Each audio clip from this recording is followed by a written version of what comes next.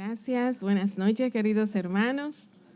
Para mí es, como siempre, un altísimo privilegio estar en la casa del Señor y que puedan tener la confianza de dejar el púlpito en este cuerpo mortal. Muchas gracias por ese privilegio, amén. Y antes de compartir la palabra, y como tenemos tiempo, que bueno, el reloj ya está funcionando, yo creo que vale la pena compartir un corto testimonio porque de la fidelidad del Señor. Hoy, escuchando los cánticos de esta noche, yo me emocionaba grandemente por la fidelidad de Dios. Tengo una condición física de hipotiroidismo que, para los que conocen esa condición, generalmente uno está cansado, se siente generalmente agotado por cualquier cosa, lo cansa uno, y también por la mañana nos da trabajo levantarnos. Y generalmente empezamos el trabajo la mañana medio lentones, nos vamos acelerando como con el calorcito del sol. Y también en algunas ocasiones en mi vida he sufrido desmayos con pérdida de conocimiento varias veces, cuando el agotamiento físico realmente ya llega a un nivel como una batería que me gasto. Y me ha ocurrido.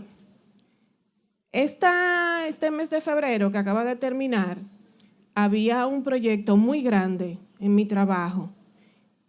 Hacía 14 años que no había un proyecto de tal magnitud donde estaba la planta entera involucrada y yo tenía sobre mis hombros, vamos a decir que la mitad de la responsabilidad del proyecto.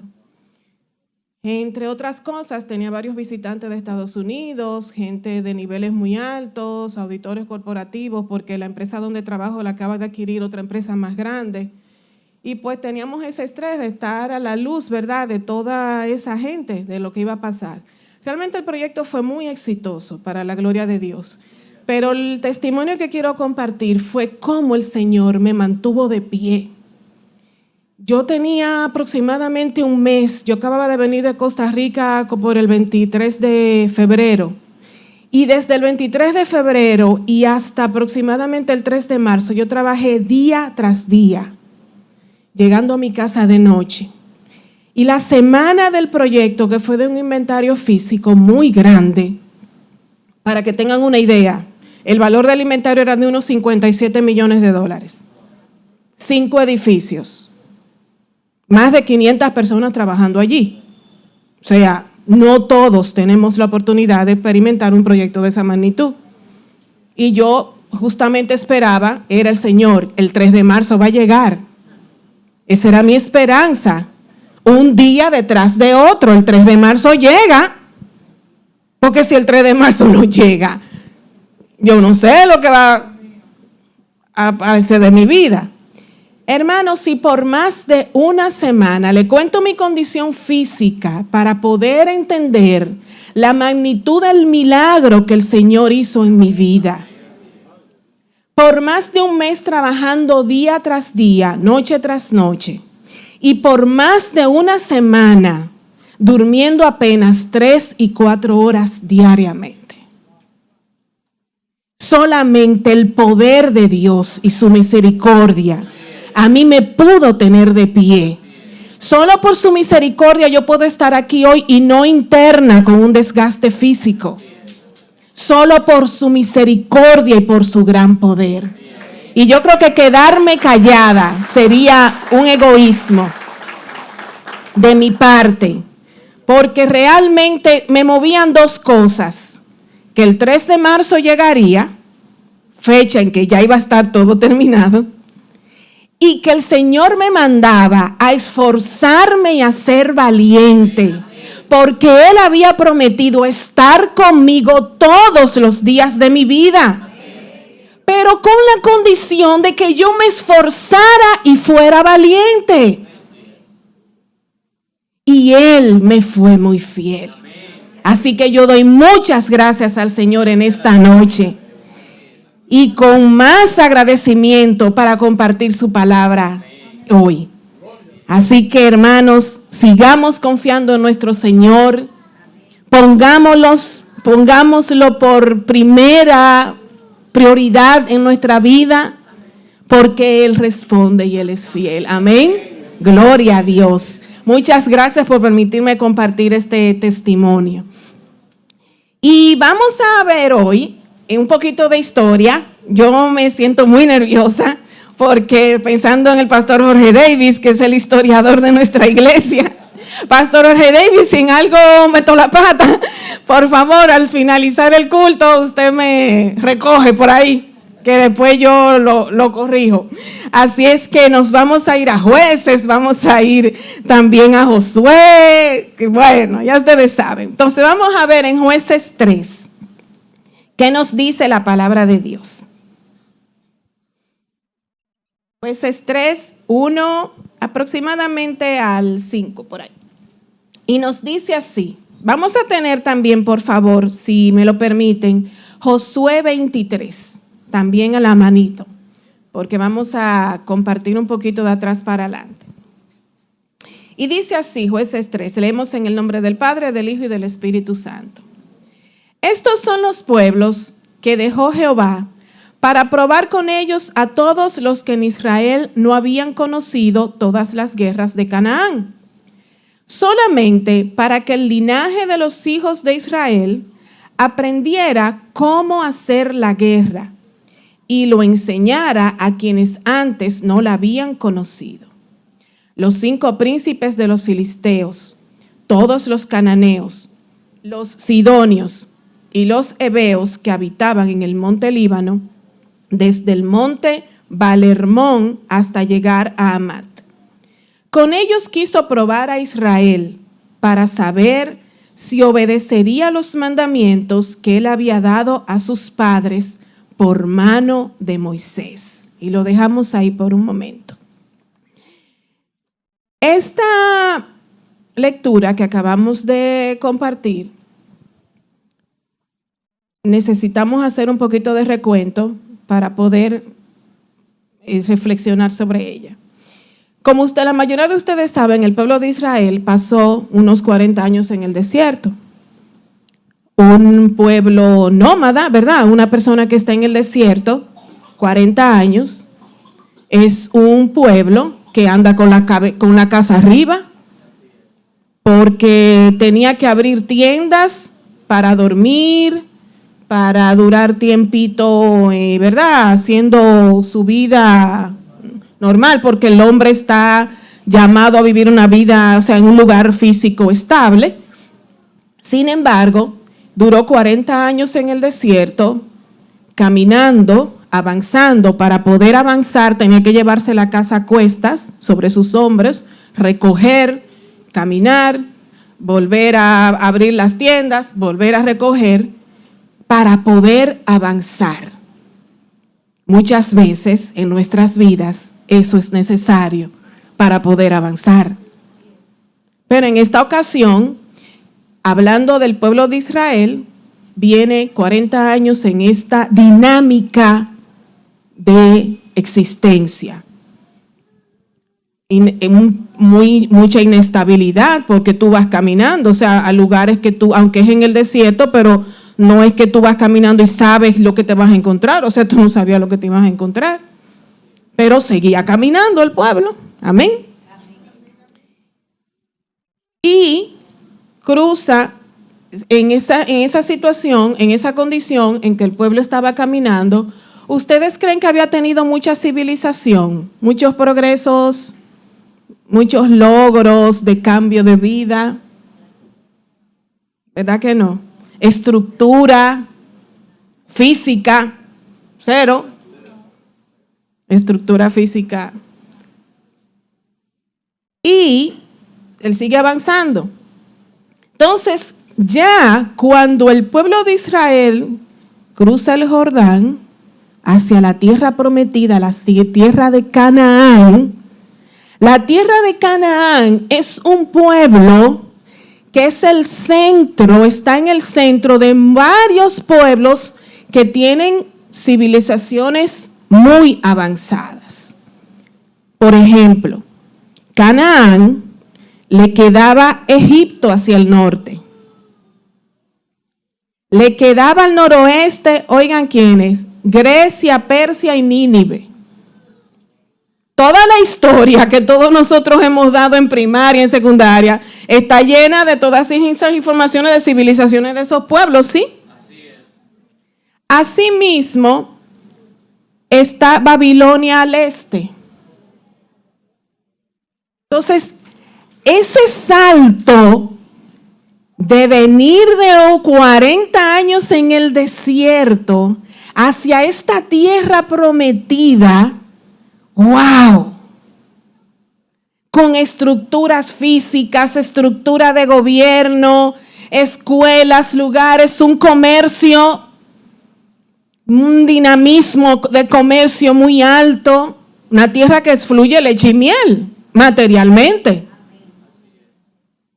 Entonces, el Señor le da, primero le promete esa tierra, una tierra que ellos no podían entender, muchos de ellos en su generación, porque ni siquiera, nacieron en el desierto y no podían comprender en su mente a qué se refería cuando le hablaba de esa promesa, de esa tierra donde iba a fluir leche y miel, porque no conocían eso.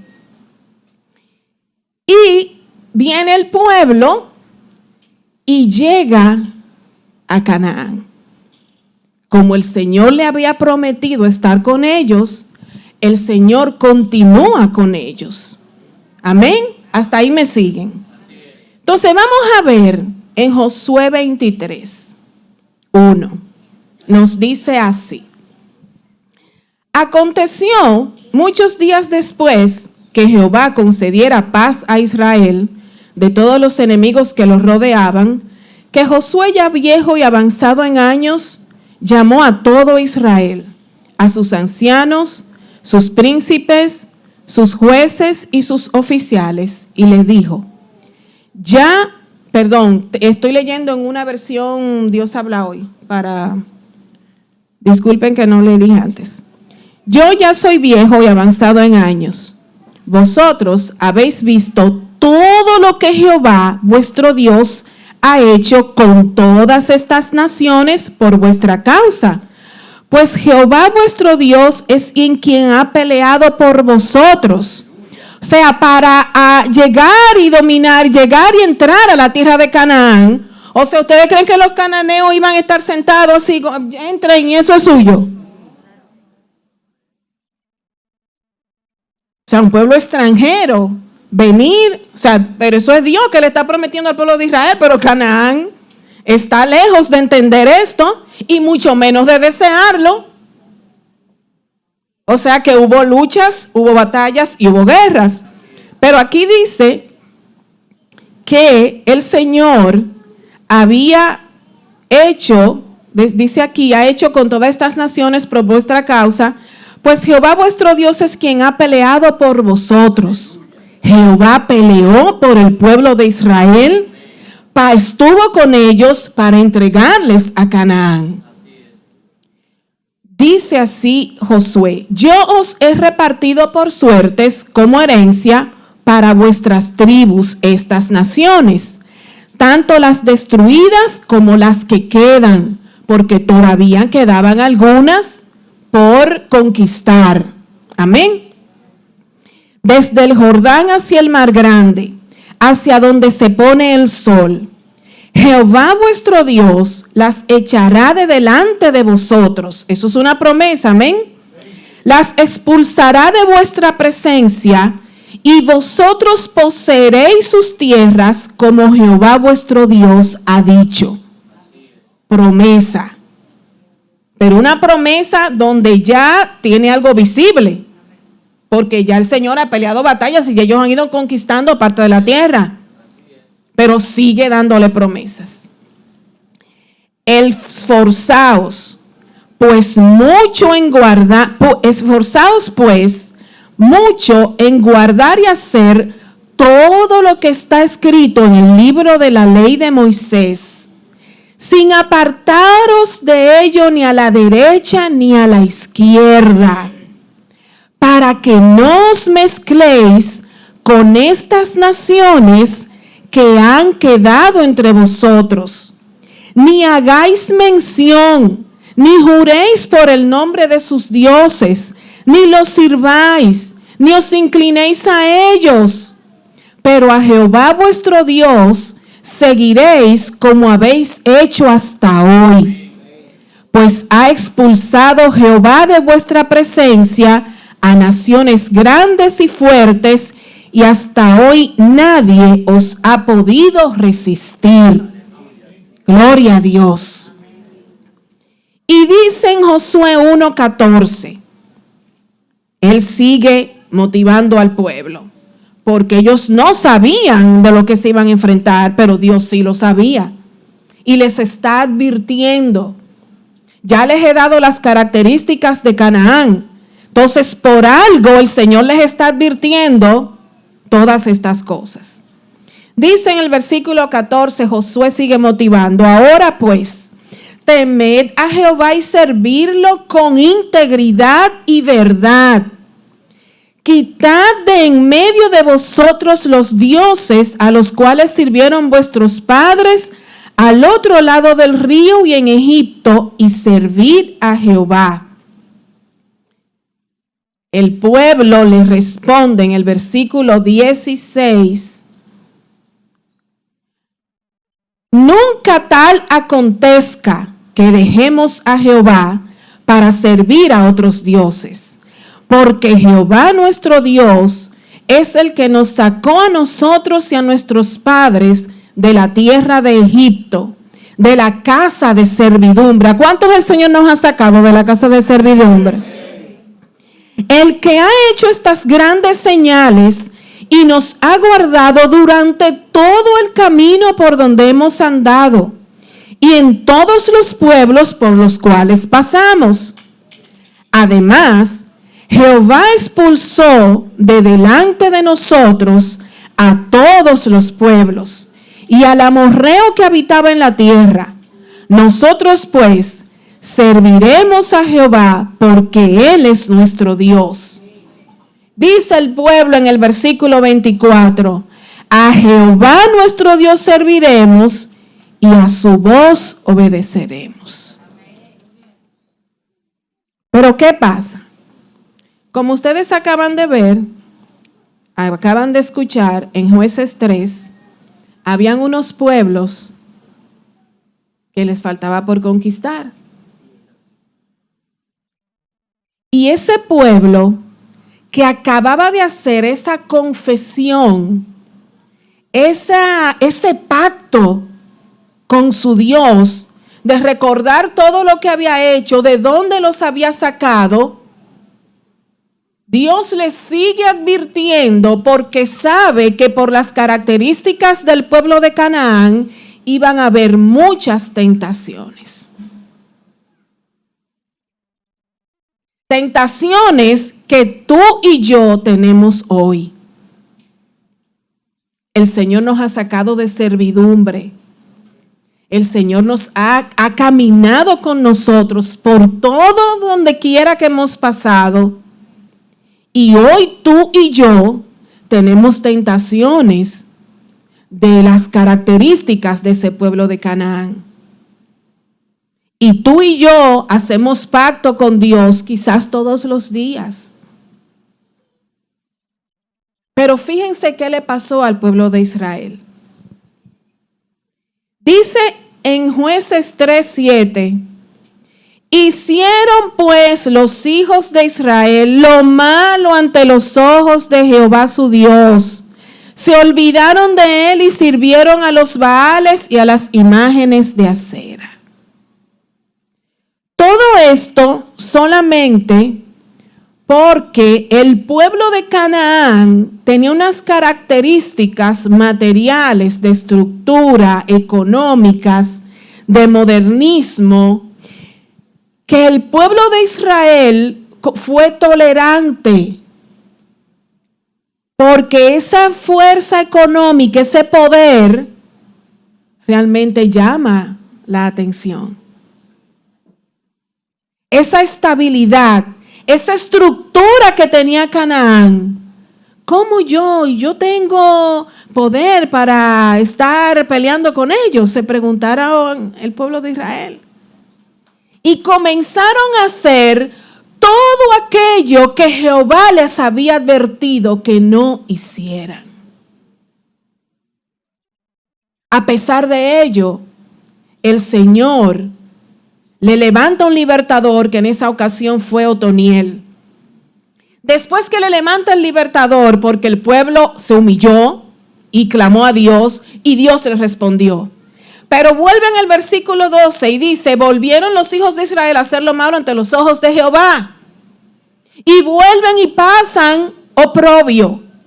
Pero ellos vuelven y claman a Dios, a Jehová. Y Él vuelve y les levanta un libertador.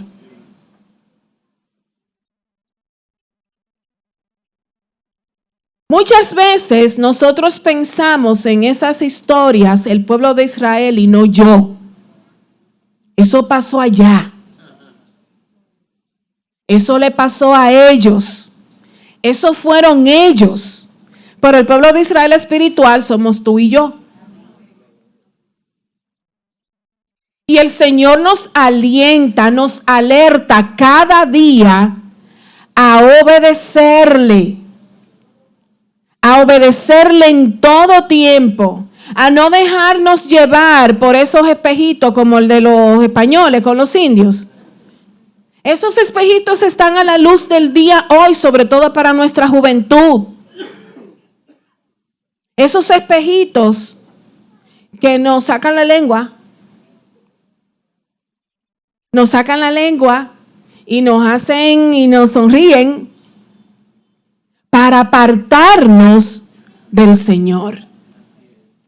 El pueblo de Israel, cada vez que hacía lo malo, que dentro de lo malo era habitar entre ellos y con ellos, a tomar sus hijas por mujeres y a dar las hijas de ellos y a dar sus hijas a los hijos de ellos y servir a esos dioses. Cuando vimos que el Señor le había advertido varias veces a través de Josué, todavía Josué ya poco antes de morir, advirtiéndoles para que no cayeran en esa desobediencia. A raíz de esa desobediencia, el pueblo de Israel siguió pasando oprobios por periodos y su éxito de tomar el pueblo de Canaán, de los cananeos, no fue tan rápido como Dios lo había planeado. El Señor muchas veces nos da ese Canaán y como nos exige que seamos obedientes, a veces cuando hacemos como el pueblo de Israel, entonces se nos pone más lejos la cosa. El progreso no avanza en la velocidad que el Señor tiene pensado para nosotros, porque muchas veces nosotros interrumpimos su proceso. Pero esta palabra no es para quedarnos ahí, escuchando solo lo que hizo ese pueblo de Israel, que como consecuencia de su tolerancia con el mundo, con Canaán, su moral se corrompió. Nosotros no podemos jugar a hacernos lo más fuertes con Canaán. Porque no se trata de una lucha material, ni una lucha cuerpo a cuerpo. Es una lucha espiritual. Que para poderla llenar, para nosotros adueñarnos propiamente, completamente de esa promesa, tenemos que ser totalmente obedientes, mis amados hermanos. Y nosotros contamos con el Espíritu Santo para que nos ayude. El Señor, aunque fallemos, Él nos sigue levantando por su infinita misericordia. Pero por las muchas fallas también atrasamos nuestros propios procesos. Importante reconocer que cuando nosotros estamos en una labor, en cualquier labor que sea, aquí en la iglesia o en nuestro trabajo o en la escuela, para nosotros ser promovidos, si nosotros no demostramos alta capacidad de manejar ese nivel donde estamos, ¿somos promovidos? Entonces se trata de esto, de en el nivel donde nosotros nos encontremos, familiar, a nivel de trabajo, en nuestros empleos, en nuestras escuelas, en nuestra iglesia, en nuestra congregación, que acabamos de ser encomendados con algunas tareas. Obedecer, aferrarnos al Señor, a tenerlos como nuestra prioridad, es lo más importante para nosotros poder ser promovidos en todas nuestras áreas, en todas las áreas de nuestra vida. El pueblo de Israel no podía avanzar a la velocidad que Dios quería porque él no podía ser promovido. Iba echando para atrás, daba un paso para adelante y 5 para atrás. Y eso no era lo que el Señor deseaba. El Señor deseaba que disfrutara, que se apropiara, que se adueñara de esa tierra, que era donde fluía leche y miel, que se le había dado. Que aunque lo que sus ojos tenían a la vista era difícil para ellos alcanzarlo, pero el Señor había prometido estar con ellos y ya le había demostrado que con Él podían. Y tomando como ejemplo este testimonio, solamente por confiar en el Señor yo pude estar parada.